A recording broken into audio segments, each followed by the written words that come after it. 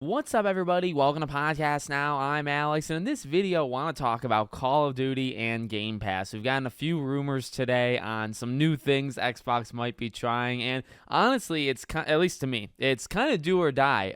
They have a choice to make. I think we all kind of know that with what, not just, there's a lot of Call of Duty games that hopefully one day make it over to Game Pass, and there's a lot of Activision gems, such as the Transformers games I constantly bring up, Prototype even, right? Lots of games can make their way over to Game Pass, but one of the biggest decisions Xbox has to make in the future is what do you do with the new Call of Duty games? And I really don't know if there's a choice that will end up like everybody agreeing on. I truly believe that, right? Because the rumor, what we're about to talk about here, is that they're basically going to have the new games release on Game Pass, right? Now, there's more rumors with Game Pass, but that's at least the beginning or the gist of it, right?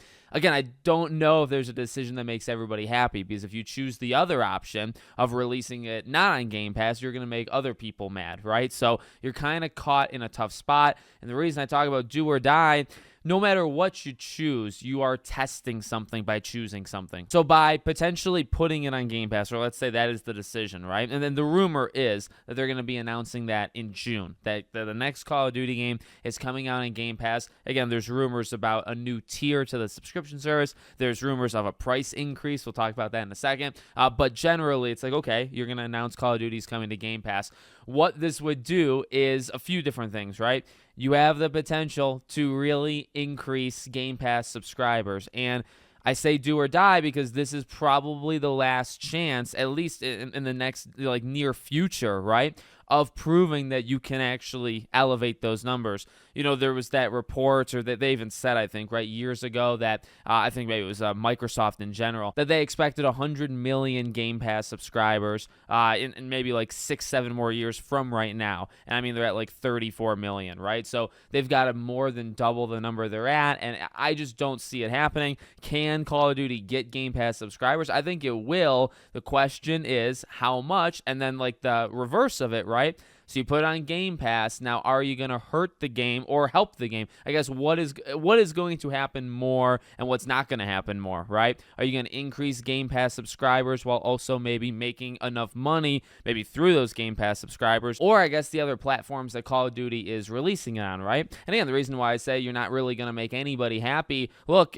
I have Game Pass. I'm more than happy to receive a brand new Call of Duty game on Game Pass. Heck, I want the old Call of Duty games on Game Pass. But then you say, okay, well, now you're going to have the other consoles or the other platforms. Are they gonna be okay? It's not even if they like it or not, but are they going to be okay buying the game full price when it's free on Game Pass? Now, the reverse of that is, well, Xbox's mindset would be, we'll get Game Pass. That's the whole point, right? Like, we want you to get Game Pass. So there's a potential of it working, and there's a potential to really drive those numbers. There's also a potential for it to not really increase the growth of Game Pass, and also potentially, these games can sell 15, 20, 25 million units, I think is generally like the range you're dealing with. If it sells half of that, and then it doesn't really increase Game Pass numbers, that's a huge hit, right? So it's going to be fun. Like, it's again, something that we knew Xbox was going to have to do. They're going to have to make a decision on it. And the rumors I don't even know if they've always gone back and forth. I feel like the last time we talked about rumors is that Call of Duty would not be on Game Pass, but that they think about it. Like, it's a reoccurring topic they talk about all the time. Are we going to put it there, right? So like I mentioned, June is the rumored time, probably at the showcase, right? They would show off Call of Duty. We know it's most likely Call of Duty is getting that after show, right? That like Starfield got last time. It's going to be COD this year. I don't care. Look, I'm not a big COD guy, so I don't really care about that. But again, I am interested in what happens. But then there's the additional rumors from Nate the Hate or Nate Drake, whichever, he goes by different personas depending on what platforms he's on. And he just, he issued kind of a couple statements online where people were talking about all this. And he said there's new tiers incoming, referring to Game Pass. And he says changes are coming in the form of pricing and a tier change. Now, everything we've talked about is just kind of assuming normal, steady as she goes Game Pass, right? You got Game Pass. There's different tiers and there's different whatever. I just do the most expensive one. Get to play it on PC. Get to play it on console. Honestly, I don't even know the name. Ultimate, whatever it's called. It's already kind of confusing, and I have seen people, state that online where it's like it's already kind of a mess now. You want to add an extra tier. But again, everything we've talked about has been assuming, okay, it's just normal Game Pass. You have it, you don't, whatever, and you're adding Call of Duty to it. This is another wrinkle that potentially might work, might upset people, might have people unsubscribe, might have people subscribe specifically for it, right? Again, pretty interested to see how this goes. And he doesn't go into any more details, but the logic here is, well, number one, subscription services, across the board have gone up. Is it like outrageous to believe that Game Pass is going to go up? No. I'm sure Game Pass is going to raise its price at some point. And in fact, I don't even think you have to say it because he's a pretty reliable, by the way, leaker, right? So I do feel they probably won't. Well, it's tough. Could you announce Call of Duty on Game Pass and at the same time say, hey, here's our new tiers? And you show the tiers and the price has been increased on all of them, and then you added a unique one just for Call of Duty. Is that the time to do it? Is that the time to say, hey, we're raising prices, but you disguise it as a good thing? Or you say, hey, well, but COD is being added as well. This is where it becomes a little bit more tricky because it's like, well, Game Pass is supposed to be just what it is, and a big benefit of Game Pass is those big exclusives. If by adding one of those big exclusives, you feel the need to increase the price of Game Pass or add a new tier that's also higher, right? Like that's the thing that maybe ticks me off is if you're going to do it and you're going to add a Call of Duty tier. Now, technically, it doesn't have to be the highest tier. Maybe it can't really be the lowest tier though, right? Like it almost has to be the highest where it's like you get all the games and then you pay an extra $3 to $5 a month and then you get Call of Duty. It's a risky thing because you're putting Call of Duty kind of on this platform that no other game is, right? So like, okay, well, when the next Halo game comes out, does Halo get a tier? Does Halo get a price increase because of how expensive it was to make Halo? What about Gears? What about Fable?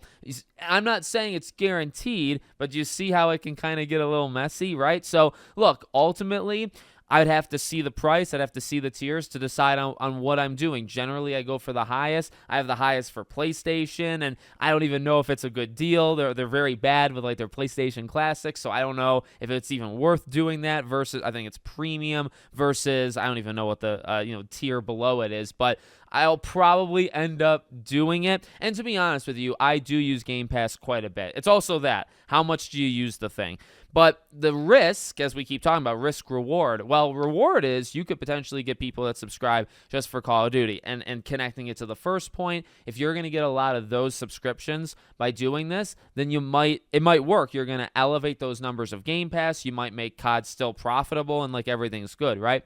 The risk is the people, and I've seen these people online that say, well, I'm already on the fence. I'm already right on that line of saying, you know what, I just don't use it enough to make it worth having. And this is a thing just with subscription services and the economy and things like that in general. When Netflix raises its prices, you have a choice to make. You have a choice where you have to go in your head and say, was it worth the original price I was paying for it, and will it be worth the price that I'm going to pay for it? And some people stay, and some people leave. That's just generally how it goes. But then, if you raise the prices and you add a new tier, it's kind of the same thing, but you also have that one more step where you say, okay, well, you're raising prices, but now maybe I have to decide on two different tiers, and maybe that second tier is even more money than just the price increase. Now you have to decide that as well. Again, it can get messy pretty darn quick. So I am excited to see what happens, just to kind of see how it goes. Like, is COD going to work? Is this the right choice? Again, I'm not saying the other choice is the right choice, releasing it for full $70 on your own system. To be honest with you, I mean, my own personal opinion on this, instead of trying to, like, see both sides, my personal opinion is if you were to have sold this as a full retail game on your platform, on Xbox, or even on PC, right?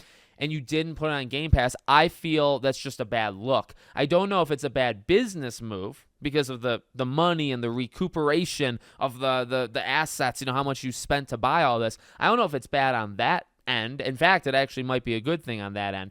But how it looks that you spent that much money to acquire all these franchises, and you have the mother load, you have Call of Duty, and you don't put it on your premier subscription, the thing you want everybody to own. You don't even want people to have Xboxes. You want people to have Game Pass, and you don't put it on Game Pass. I feel like the look there is atrocious. It's terrible. So while I don't know if it's a good business move in terms of like making the money back, at least right away, it might be a move to make money back long term because of the Game Pass numbers and the reoccurring revenue. And then also, I think just the optic, because I do think this is something that reaches further than just the internet. Both choices, whatever they were to choose, I think random general people that are not interested in Twitter, not interested in YouTube, I think those people also care about what they're going to do. And I don't know. I guess I don't know where they stand because we don't really know them as individuals, right? But it's going to be cool to see where this all goes. So you let me know what you think about, whatever decision Xbox makes in the comments. Make sure, as always, you're subscribed to the channel, bell icon turned on, and I hope to see you all on the next one.